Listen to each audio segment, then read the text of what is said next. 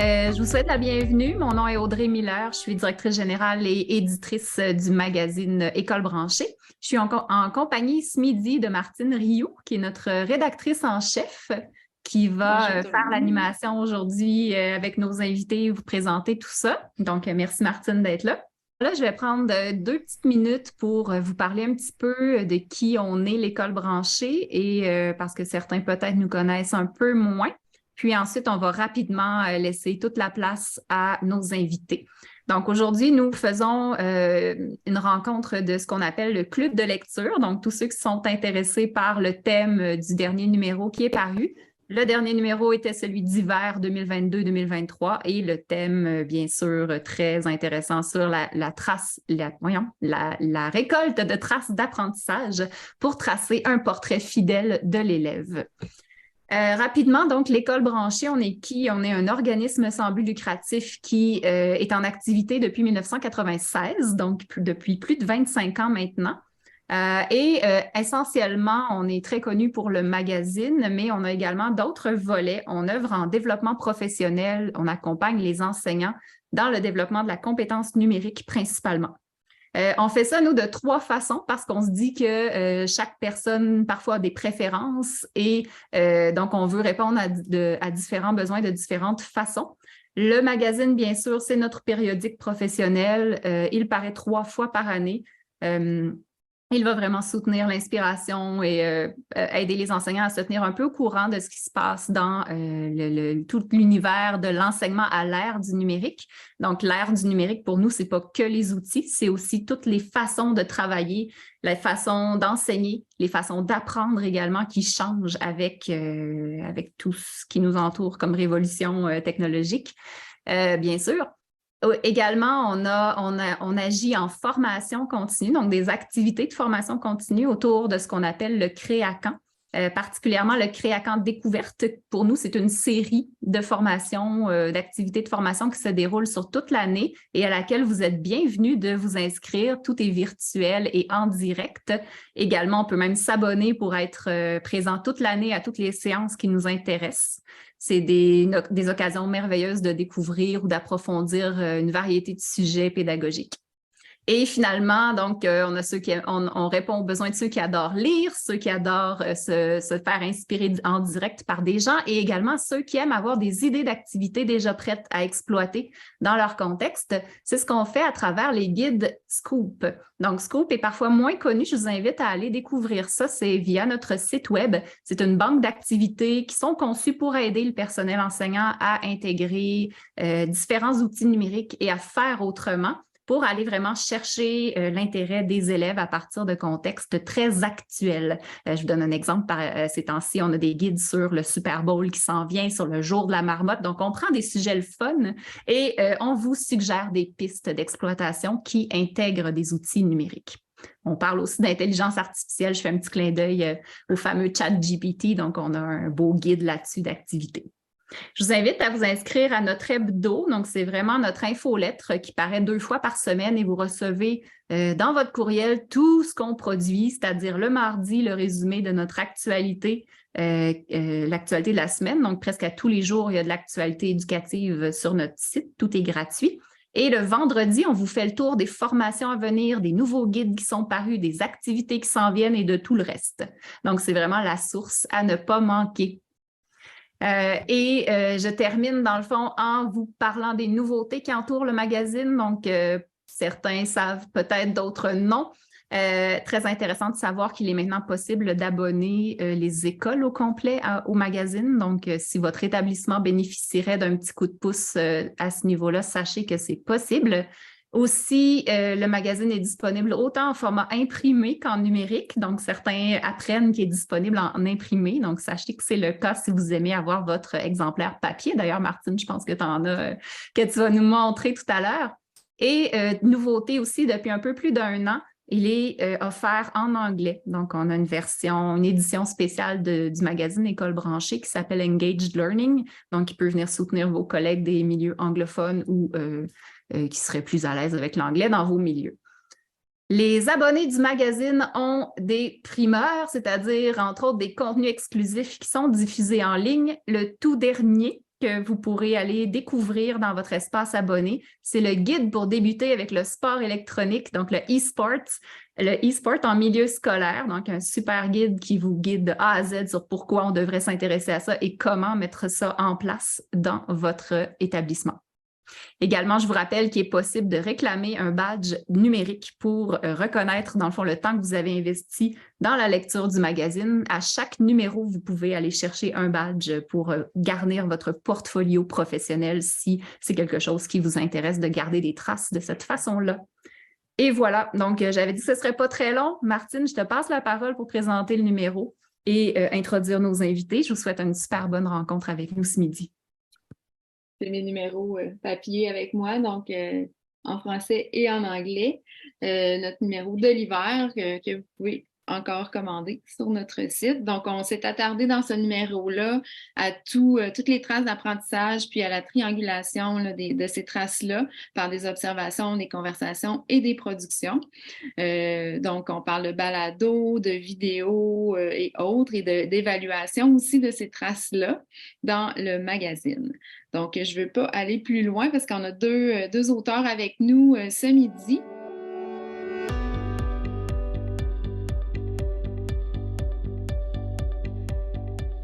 Bonjour tout le monde. En fait, le plus intéressant va probablement venir des élèves. Fait que je vais être très, très, très bref. Mais l'article dans le magazine que tu mentionnais, dans le numéro que tu mentionnais, c'était sur l'évaluation. Puis je trouve ça intéressant de faire ça même ce midi parce que c'est un terme que j'ai croisé il y a peut-être un an et demi, et dans un article d'Audrey d'ailleurs. Et là, je trouvais ça chouette parce que je cherchais le mot pour essayer de changer essayer d'illustrer l'esprit qui est derrière l'évaluation. Puis là, ce terme-là est apparu dans un article. Donc, tout de suite, j'ai fait ma petite déco frigo. Les décos frigo, c'est des espèces de grandes affiches là, avec les numéros que vous voyez. Ça, habituellement, c'est destiné aux parents. Mais là, j'avais un terme, là, j'avais un mot pour parler d'évaluation. Puis, ce que ça dit très, très bien ce que c'est que les élèves sont, puisqu'on a parlé d'évaluation beaucoup cette semaine, plutôt que de donner des pourcentages dans la classe même. Sur le bulletin, c'est converti en pourcentage, mais dans la classe, plutôt que de me limiter à des moyennes puis à des travaux qui souvent ne sont pas toujours réussis, bien, je permets à des élèves de se reprendre. Alors, le code fonctionne avec un petit code de couleur ou de numéro très simple. Ça va de 1 à 5. Puis d'ailleurs, à ma connaissance, enfin, quand j'étais en Ontario, les bulletins fonctionnaient comme ça, de 1 à 4. Et puis, l'idée m'est venue de ça il y a très, très longtemps. Alors, j'ai comme développé cette façon de faire de 1 à 5. Alors, j'ai ajouté une note de plus, un numéro de plus. Le 1 étant, si tu fais une tâche puis que tu as un 1, ça veut dire que ce n'est pas complété, ce n'est pas terminé ou ce n'est pas, mais pas du tout réussi. Alors, il y a des raisons pour ça, pourquoi les élèves vont remettre un travail qui n'est vraiment pas réussi. Mais je peux vous dire que quand je vois l'évolution de septembre à maintenant, j'en reçois presque plus de travaux à niveau 1. Alors là, souvent, je vais recevoir le numéro 2. 2, ça veut dire qu'il manque des petites informations, il y a des erreurs ici et là, mais l'élève peut se reprendre. Alors, si je lui dis, écoute, ça correspond à un 2, en passant, c'est des rétroactions immédiates. Il n'y a pas de j'attends une semaine avant d'avoir ma note. Là, je vois le travail, il le sait, on en discute. Puis souvent, je veux dire, bien, ça pourrait être un 3 s'il y avait ceci, cela. Donc, vous voyez, hein, c'est vraiment une interaction avec les élèves, puis les encourager à ne pas garder ce résultat qui leur déplaît. Finalement, le 3, c'est la valeur centrale, c'est que lorsque tu as un 3, si tu as fait une tâche de niveau, je pense que si 5e année, c'est réussi. 4, tu as fait un petit peu plus que ce qui était demandé.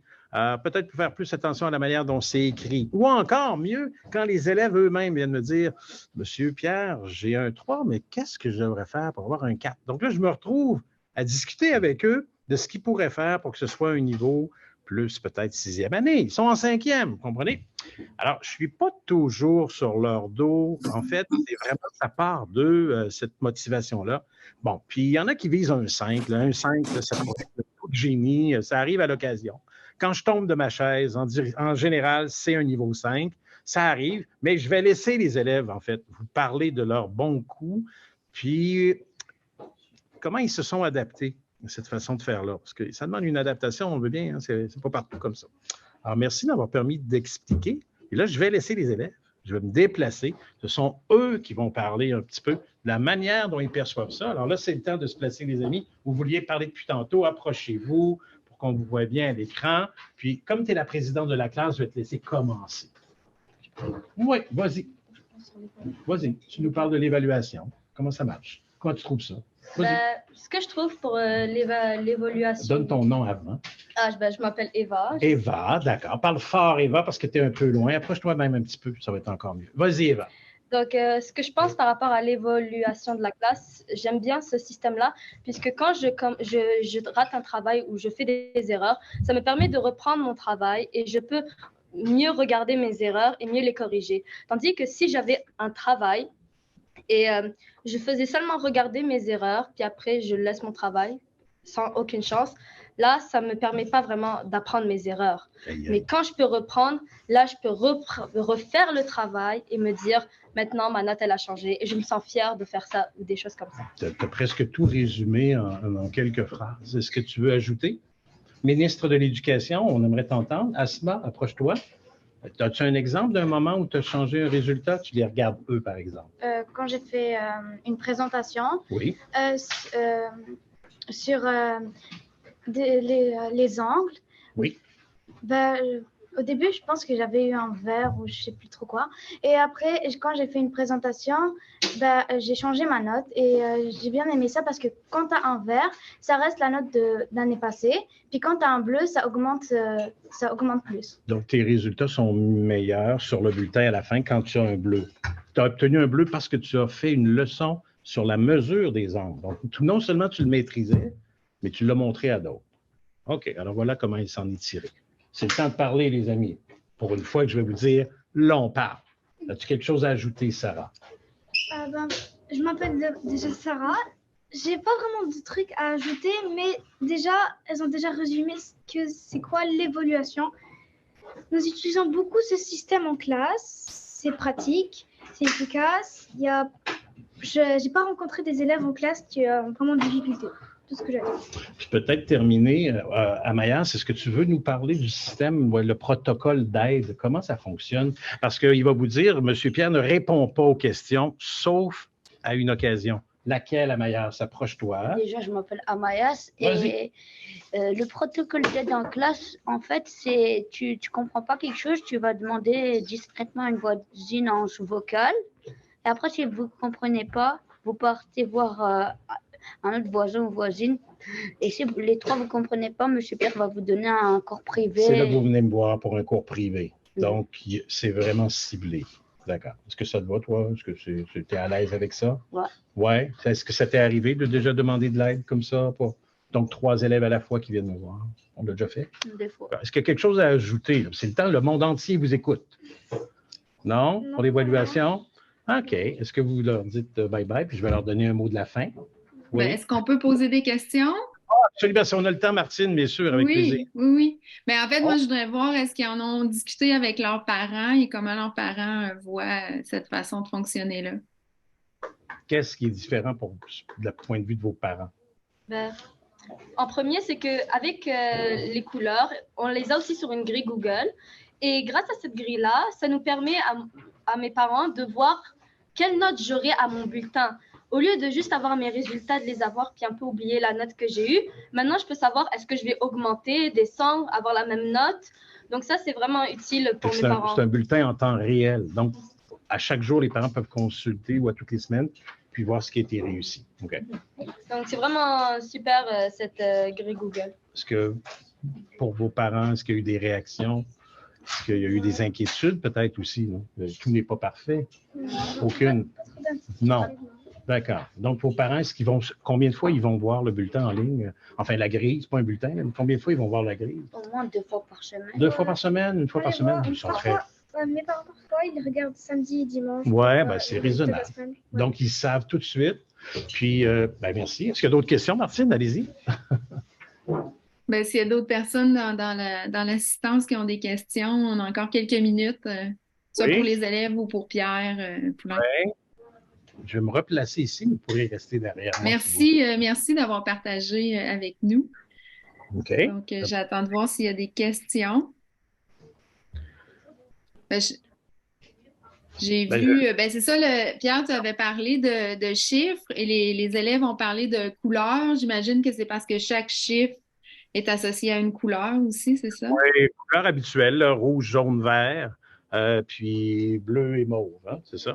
Oui, tout simplement. Parce que sur la grille Google, dès qu'on voit un aperçu de la grille, on est capable de dire dans quelle matière il y a le plus de difficultés. Et ça, c'est vraiment intéressant parce que si j'avais que des chiffres là, ou des pourcentages, bon, je pourrais toujours mettre un code de couleur derrière. Mais là, je me limite simplement à ça.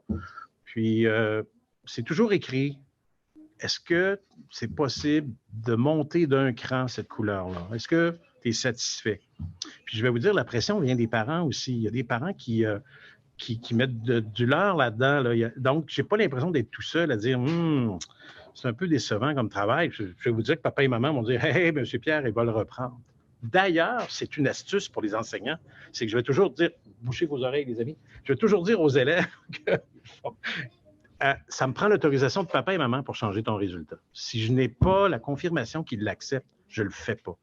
Mon idée derrière ça, c'est de m'assurer qu'ils l'ont vu, qu'ils ont vu ce qui se passe, puis qu'ils comprennent ce que je vais exiger pour que le résultat soit meilleur. Puis à la fin, bien, écoutez, si on a en français une colonne de bleu, on est heureux. Ça signifie que nos notes du dernier bulletin vont être plus hautes.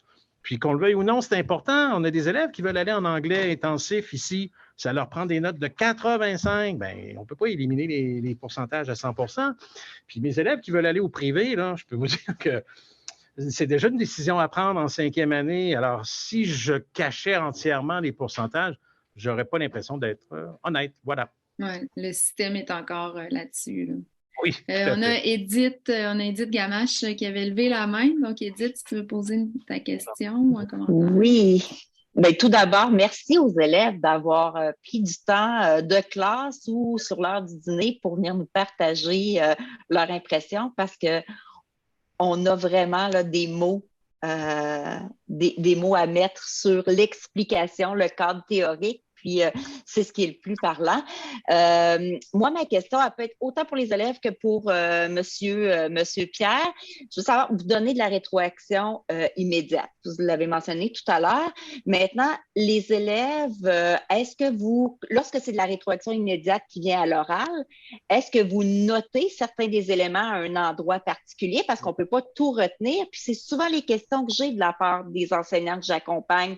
Mais si on la donne à l'oral, les élèves, comment ils font pour pouvoir retenir ces rétros-là et pouvoir ensuite travailler sur celles-ci? Alors? On a parfois, on pourrait dire par exemple le carnet de notes. On utilise souvent ça en classe. Quand on fait un cours, jamais il faut écrire quand M. Pierre explique de face. Il faut toujours que M. Pierre se retourne de dos, comme ça on pourrait écrire. Mais le carnet, il te sert pour retenir ce qui est à améliorer. Exactement. Il faut toujours mettre son carnet au propre le soir. Le carnet au propre. OK. Alors, donc, tout est clair là-dedans. Est-ce qu'il y a une autre stratégie? Parce que parfois, c'est des petites choses qu'on recommande pour changer une couleur. C'est pas de tout refaire le travail au complet. Est-ce que c'est la grille Google? Parfois, on peut faire Non, c'est juste pour votre... Si tu as un vert, tu veux un bleu. Est-ce que tu es capable de te rappeler ce que j'ai demandé pour avoir un bleu? Qu'est-ce qu'il y a, ma grande? Oui. On peut aussi être correcteur de feuilles. Oui, OK. Des présentations, présenter un sujet que tu as fait. Donc, bref, toutes sortes de manières de faire en sorte qu'on s'imprègne de ce qui est à changer. Oui. Parfait, merci. Voilà, merci. Vous avez entendu peut-être la cloche, c'est vraiment typique du primaire. Là. Mais écoutez, je suis vraiment heureux d'avoir participé à cette discussion avec les élèves. C'est toujours eux qui ont les choses les plus intéressantes à dire. Puis Audrey et Martine, merci infiniment de nous avoir permis de vivre cette expérience. Merci à vous là, pour la participation. Merci tout le monde. Bye bye. Bye.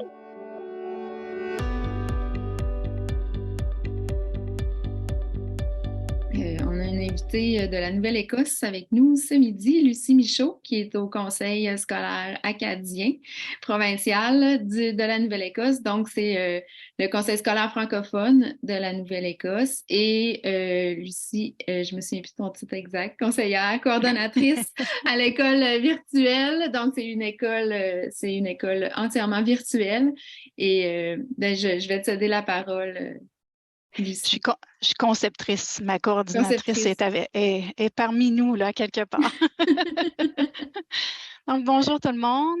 J'ai eu la chance, merci beaucoup Martine puis Audrey, là, de nous avoir rejoints pour parler un petit peu de l'évaluation au sein de notre école, l'école virtuelle au CSAP. Puis comme Martine dit, on est une commission scolaire qui est à travers toute la province de la Nouvelle-Écosse. Donc, on sert des jeunes d'un peu partout dans la province, dans le système francophone. Aujourd'hui, je vais vous parler un petit peu de c'est quoi la triangulation, comment que nous, on l'a pris, puis comment qu'on l'utilise dans les cours en ligne. Là, je vais essayer de partager mon écran comme il faut. Dites-moi, là. Est-ce qu'il y a quelqu'un qui peut juste me dire si ça fonctionne? Est-ce que je vois parfait. Oui, c'est bon? Oui, okay. On le voit. OK, bon. Parfait. Donc, j'ai repris ce qu'il y avait dans le magazine, la triangulation. Puis, juste pour faire un petit peu plus différent, j'ai ajouté des exemples d'évaluation à l'école virtuelle. Fait que là, vous allez avoir un petit peu plus d'informations qui va faire un suivi avec l'article qu'on a écrit dans le magazine. N'hésitez pas à poser des questions n'importe quand. Là, ça va nous faire plaisir là, de répondre. Donc, puis là, je ne vous regarde pas. Je regarde vraiment ma présentation sur mon autre écran. Donc, la triangulation, c'est quand tu ramasses différentes preuves d'apprentissage, puis tu t'assois, puis tu regardes toutes ces preuves-là, puis tu essaies de mettre, nous ici en Nouvelle-Écosse, c'est des cotes. Donc, on met une cote de 1 à 4. 1 pour le résultat n'est pas atteint. 4, il est en profondeur. Fait que ici, quand je dis de profondeur, ce n'est pas nécessairement qu'il y a plus de travail, c'est vraiment que l'élève, comment on l'expliquerait peut-être le plus simple possible, c'est quand l'élève est capable de prendre la connaissance, puis qui est capable de faire un lien peut-être avec la vie qui l'entoure, qui est capable de sortir de la matière, de la salle de classe, puis de l'appliquer dans d'autres matières ou dans des situations qu'il a vécues. Quand un élève est capable de faire ça, pour nous, c'est une cote de 4 parce que vraiment, c'est acquis en profondeur. Il comprend vraiment bien, ce n'est pas juste de la mémorisation, il comprend vraiment bien le résultat d'apprentissage. Donc, on a des productions, on a des conversations, puis on a des observations. Vous allez remarquer que je n'ai pas mis de petites puces là, sur observation. Les observations, on en fait à tous les jours. On parle avec nos élèves à tous les jours en ligne. On travaille avec les Google Docs. On rentre dans les activités pendant que les élèves travaillent. Puis on leur parle, on met de la rétroaction, que je vais vous parler un petit peu tantôt, là, mais on leur donne la rétroaction dans leurs documents pendant qu'ils sont en train de nous démontrer leur connaissance. C'est de la rétroaction instantanée, puis cette rétroaction-là, elle est super importante. Mais je vais continuer, je vais en parler un petit peu plus tantôt. Donc, production, je clique ici. Donc, on a des leçons, on a des productions. Chaque leçon est basée sur un résultat d'apprentissage, puis les productions englobent tous les résultats d'apprentissage qu'on a vus dans le module. Puis en plus, on a des entrevues qu'on fait qui tombent dans les conversations. On passe chaque élève, on fait une entrevue, on leur pose des questions par rapport aux résultats d'apprentissage, des questionnements qu'on n'est pas trop sûr. On revient sur de la rétroaction qu'on leur a donnée, puis qu'on aimerait avoir plus de précision ou on s'assure qu'ils ont lu notre rétroaction. Donc, les entrevues servent plus à ça. Donc, si je clique ici, je donne un exemple de leçon. Donc, je vais cliquer ici. J'espère que vous voyez bien. Là. Je pense que j'ai partagé mon écran. Donc, ça, c'est une leçon qu'on donne. Ça, ici, c'est pour le cours film et vidéo. Les jeunes voient les résultats d'apprentissage. Puis nous, on est en 11e, 12e année plus, là. Donc, on met le résultat d'apprentissage, on met ici les critères de rendement. Qu'est-ce qu'on va regarder plus ou moins dans cette activité-ci? Les jeunes ont des notes de cours. On a aussi accès à des stratégies, on appelle ça le coffre à outils. Les jeunes peuvent aller sur ce site-là puis utiliser des stratégies pour les aider à prendre des notes de cours. Puis, chaque question est basée sur le résultat d'apprentissage. Ici, on en a 3, mais ils sont plus ou moins semblables. On les a mis ensemble. Donc, c'est basé sur les résultats d'apprentissage. Puis là, les élèves passent à travers puis nous démontrent leur connaissance là-dessus.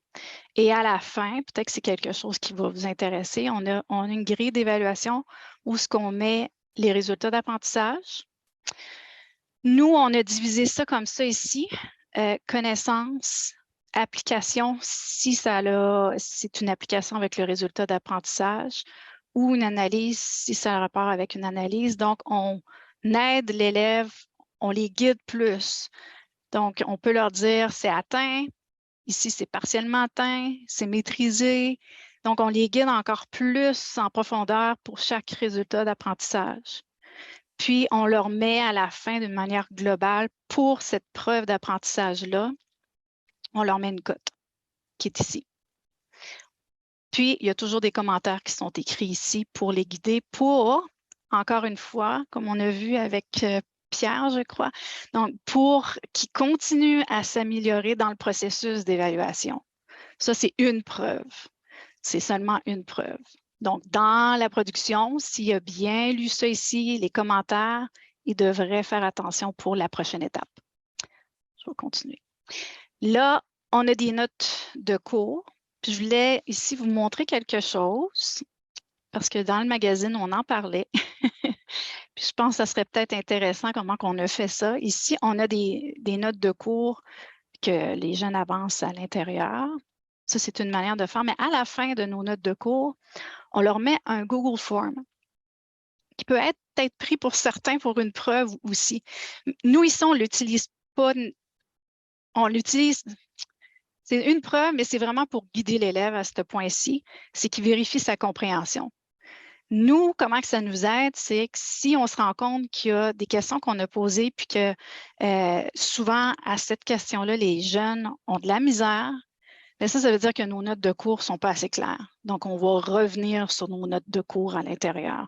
Donc, ça nous guide pour enseigner, puis ça guide aussi l'élève pour voir s'il a bien compris. Puis c'est un formulaire qui s'auto-corrige.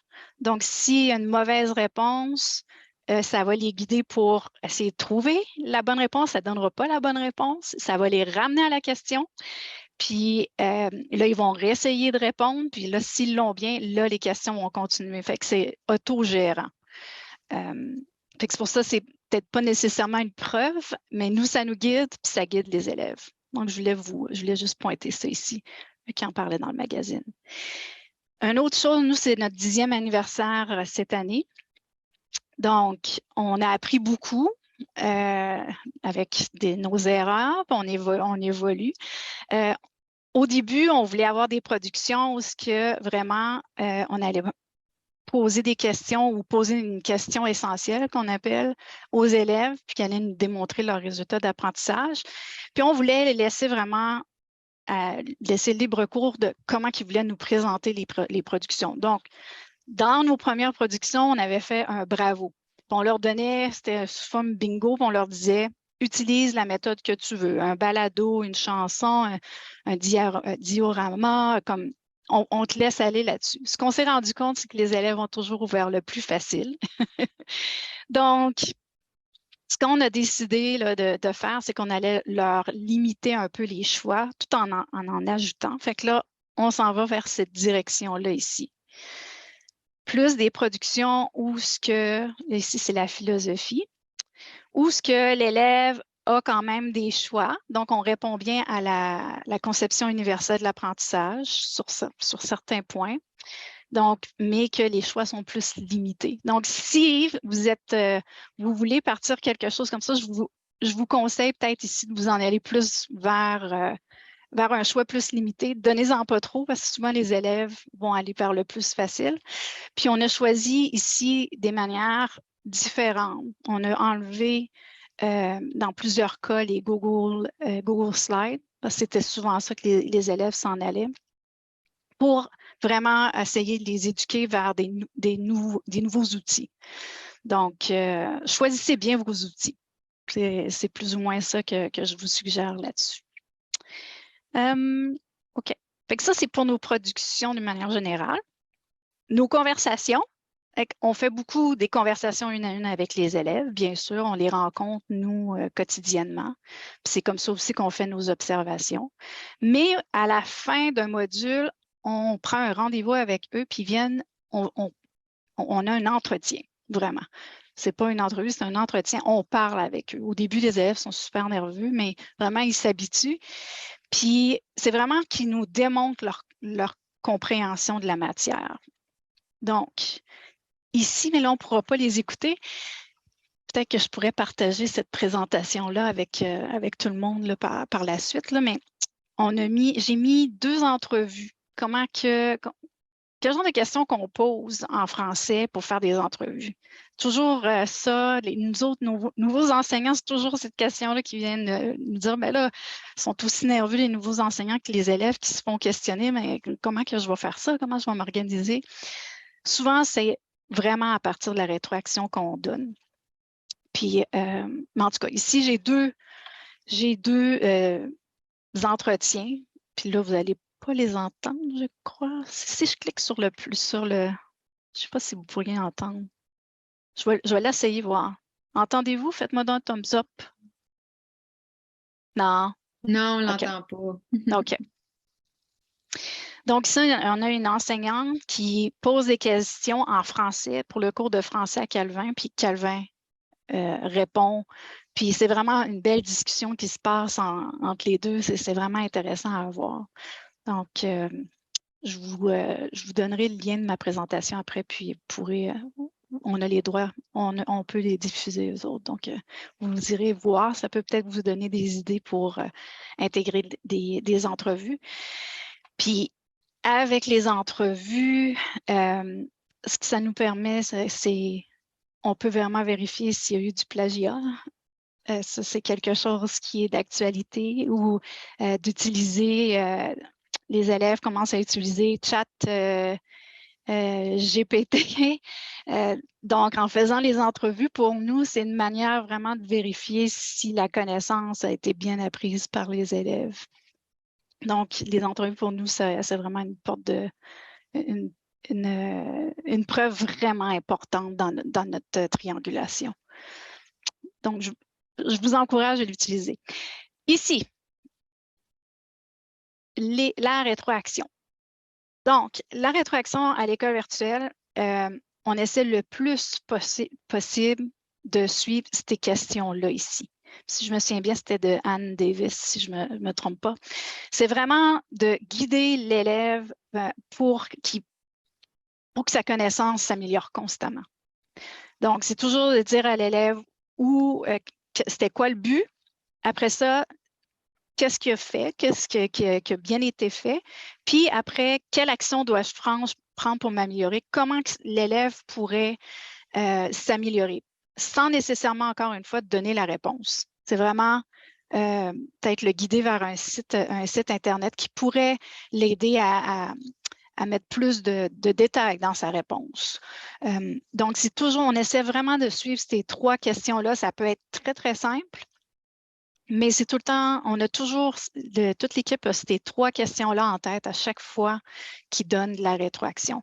Puis la rétroaction, pour nous, à l'école virtuelle, c'est vraiment l'élément clé. C'est avec ça que ça va vraiment guider nos élèves. Les élèves apprécient ça beaucoup. Puis c'est comme ça, puis je peux voir avec les jeunes, c'est la même chose. Le fait qu'ils peuvent toujours s'améliorer parce que les jeunes, ils peuvent, avec nous aussi, ils peuvent toujours reprendre des activités, améliorer à partir de la rétroaction les activités. Il n'y a pas de limite là-dessus parce que notre but, c'est vraiment que les jeunes apprennent. C'est ça qu'on recherche le plus. Donc, Donc, c'est ça, la rétroaction, c'est l'élément clé. Puis, on essaie de la faire le plus possible en direct. C'est pas toujours le cas. Là. On a des élèves, puis ça roule, mais on essaie quand même une fois par semaine d'aller donner une petite rétroaction en direct aux élèves. Certains enseignants ont même des grilles avec tous les noms des élèves, puis ils vont cocher si les élèves y ont donné de la rétroaction, juste pour s'assurer vraiment qu'il y ait ce 1 à 1 là avec les élèves, que les élèves sentent qu'on les suive, qu'ils ne sont pas laissés à eux-mêmes. Ce que la plupart des gens pensent dans les cours en ligne, mais vraiment à l'école virtuelle, on essaie vraiment d'avoir cette relation-là. Puis je pense que c'est important en évaluation de l'avoir pour bien connaître tes élèves. Ici, ce que j'ai mis ici, c'était plutôt comment qu'on fait pour prendre toutes ces données-là puis essayer de faire du sens avec tout ça. Donc, on s'assure ici qu'on a des critères de rendement qui sont clairs, puis dans le vocabulaire de l'élève. Que l'élève sache exactement ce qu'on recherche, puis qu'il n'y a pas de secret, puis ça ne va pas changer, que ça va rester comme ça dans l'activité.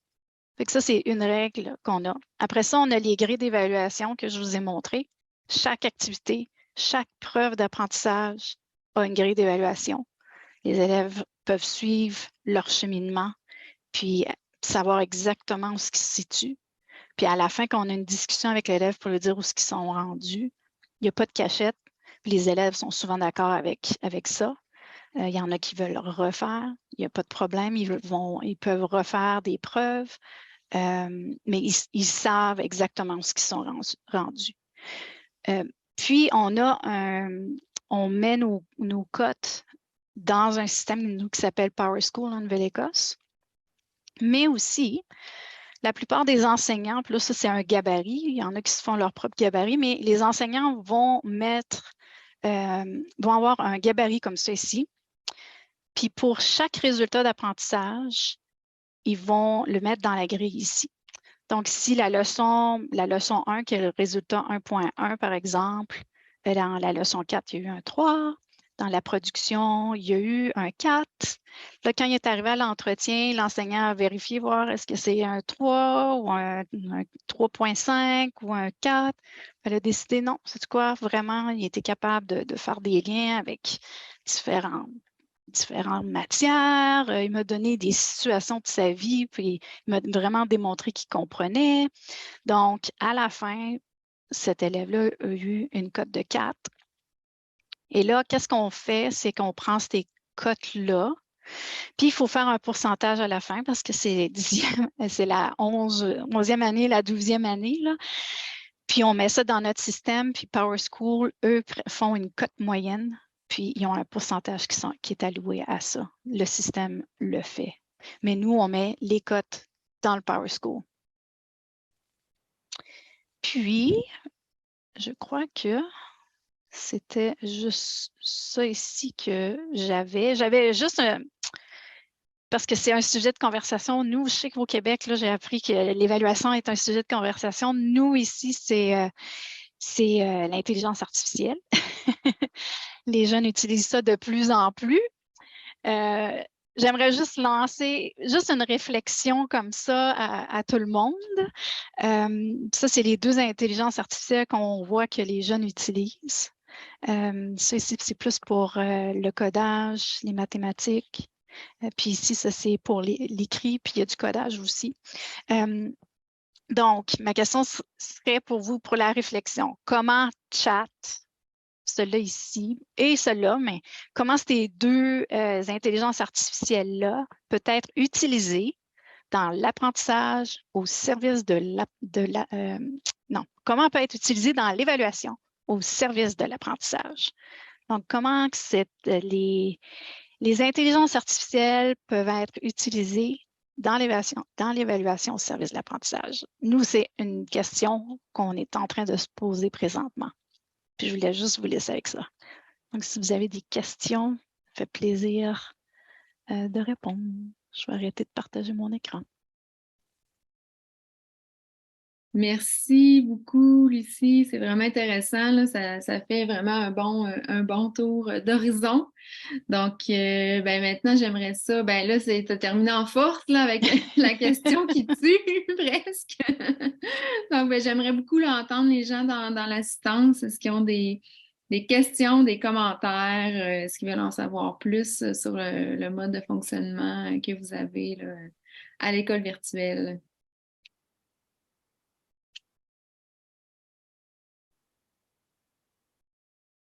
Puis je me demandais, ben c'est ça, tu as parlé aussi ça fait une dizaine d'années, en fait, que l'école virtuelle existe, puis que vous avez changé là, les modes de production que vous offrez, que vous permettez aux élèves.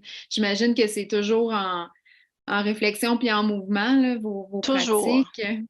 L'évaluation qu'on a aujourd'hui, c'était vraiment pas ça au début. Au début, il y avait beaucoup d'auto-évaluation. On s'est rendu compte que ça fonctionnait. Bien, ça fonctionnait. On en a encore de l'auto-évaluation, mais on a ajouté vraiment la composante d'entrevue. Quand on faisait des entrevues, on réalisait, OK, non, c'est tellement riche. Donc maintenant, c'est obligatoire partout, même dans les cours de mathématiques.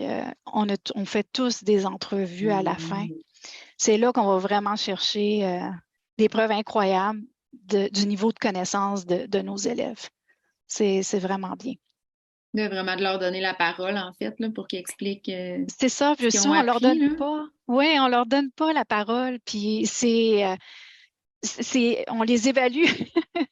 Donc, le fait de l'avoir, puis de s'asseoir, puis d'avoir une discussion avec ton élève, ça montre qu'il y a du sérieux, puis que c'est pas moi qui décide, c'est l'élève qui décide d'un côté qu'est-ce qu'il a compris. Les premières entrevues, les élèves sont comme nerveux, mais tu vois de plus en plus que le cours avance, ils vont être de plus en plus mieux préparés, puis ils vont lire de mieux en mieux nos rétroactions, vont même poser des questions avant l'entrevue parce qu'ils savent à la fin que, tu sais, moi, je suis juste ici pour voir ce que tu me donnes. C'est toi qui, si tu veux t'améliorer, c'est à toi de te prendre en main puis de me le démontrer. Puis tous les enseignants sont formés, en fait, là, pour mener ces entrevues-là aussi, j'imagine. Je sais pas. On apprend ça. Ben moi, dans mon temps, ça fait une vingtaine d'années là, maintenant que j'enseigne, là, mais dans mon temps, c'était pas quelque chose qu'on apprenait nécessairement. Fait que j'ai appris ça vraiment avec l'expérience. Puis les nouveaux enseignants, peut-être qu'ils voient ça dans les manières, je veux dire, les manières d'évaluer, mais de le mettre en pratique, c'est d'autres choses. Hein? C'est pas pareil. Puis tu te fais des trucs.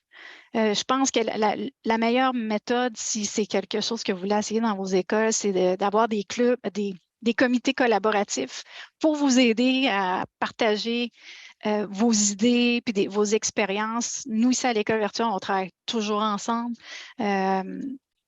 C'est constamment du questionnement. On dîne ensemble, on se pose des questions. Donc, c'est vraiment... ça rapporte beaucoup quand on a un comité comme ça, collaboratif. Oui, ça favorise le partage entre tous c'est plus efficace. Les enseignants. En fait, ben, c'est ça, tu l'as mentionné que les élèves, c'est 11e, 12e année, donc des élèves comme plus matures ou plus avancés dans leur parcours. Mais est-ce que tu penses que cette façon de fonctionner-là pourrait aussi s'appliquer à des élèves plus jeunes, de niveau secondaire ou plus jeunes même au primaire? Bien, j'ai pas mis, c'est que les programmes qu'on a, c'est 11e, 12e, mais on a des 10e qui prennent des cours de 11e. Puis, on a même des élèves, tu sais, on a différents types d'élèves. On a même des élèves qui sont surdoués, qui, pour eux, à l'école, ils voulaient avoir plus, puis qui suivent nos cours. Je crois que le plus jeune qu'on a eu, Eric, si tu peux me guider, là, c'était-tu 7e ou 8e? 7e, oui, qui a commencé avec l'école virtuelle, puis là, il finit cette année, là. Donc, il a toujours suivi comme des cours avec nous. Donc, vous voyez, ça, je pense pas, on se limite. Nous, c'est les choix de cours, ça va plus avec ça, mais vraiment, ça pourrait être appliqué à n'importe quel niveau, je suis certaine. Personne ne se lance non plus sur l'intelligence artificielle. Tout le monde réfléchit. C'est bien, c'est un gros sujet. On n'aura pas de réponse tout de suite, je pense. Il faut vraiment prendre le temps de s'attarder. Pas tarder à ça. Mais vaut mieux y penser là, quand c'est l'émergence, en fait, d'un nouveau phénomène, disons-le comme ça, puis C'est ça. trouver des pistes de réponse. Là. D'être Ouais. proactif. Je ne sais pas, Audrey, si tu avais quelque chose à ajouter de ton côté. Non, mais j'écris des commentaires dans le chat depuis tout à l'heure. Je trouvais ça très, très inspirant de voir les différentes approches. Là. Donc, on a eu aussi Pierre tout à l'heure qui est venu montrer quelque chose qui s'applique super bien avec les plus jeunes. Ici, on a un exemple avec les plus vieux. Puis moi, il me semble tout ce que tu présentais, Lucie, je trouvais que ça s'appliquait super bien, même hors contexte d'école virtuelle. Là. Il y a beaucoup de liens à tracer, entre autres avec les plans de travail numériques. Puis, la question d'intelligence artificielle, on est arrivé vraiment à point avec ce thème du magazine parce qu'effectivement, avec la triangulation, comme tu l'as si bien mentionné également, Lucie, quand tu as une entrevue avec un élève puis qui est capable de démontrer, de justifier, d'argumenter et de répondre à tes questions auxquelles il n'avait pas eu accès avant, ben, c'est difficile. À la limite, si oui, il a utilisé l'intelligence artificielle pour retravailler un texte, pour bonifier des choses, tout ça, ben, c'est presque positif. En fait, c'est positif, mais après qu'il t'en fait en plus la démonstration de sa compréhension et tout ça, bien, on arrive à faire un portrait vraiment de plus en plus riche.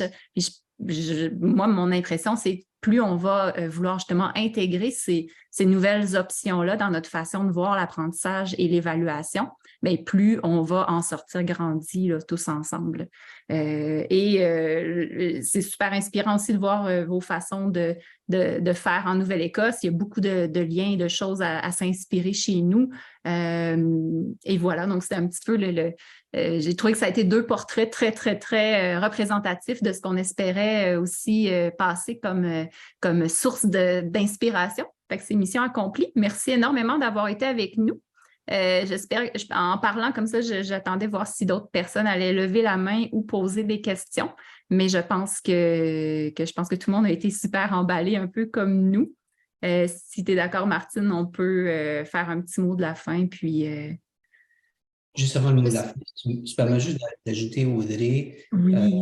Je suis une collègue de Lucie. Il y a depuis, je crois, décembre, il y a un groupe de discussion qui est sur Facebook. Ça s'appelle ChatGPT et les intelligences artificielles en éducation. Je crois qu'il y a au-delà de 2200 membres.